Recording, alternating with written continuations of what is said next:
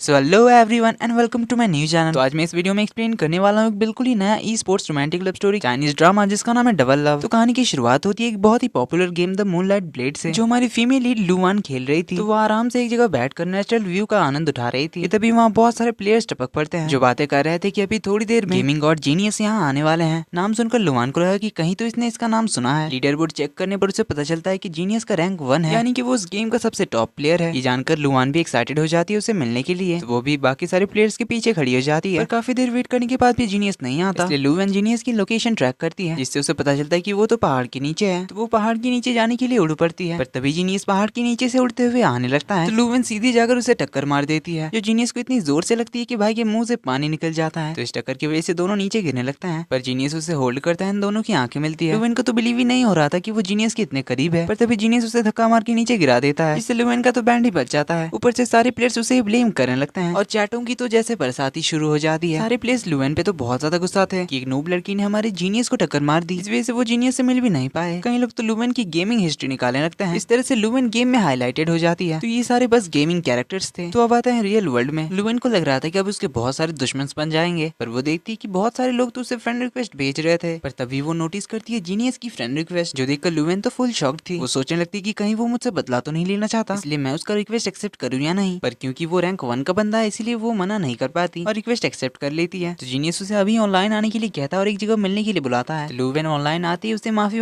मांगने लग जाती है, पर जीनियस तो अभी बहुत ही गुस्से में था। वो बार बार लुआन पे अटैक करके उसे मारने लग जाता है। लुआन कुछ कहती वो उसे फिर मार देता है, क्योंकि जीनियस अभी बहुत ही बुरे मूड में था। लुआन उसके पैर पड़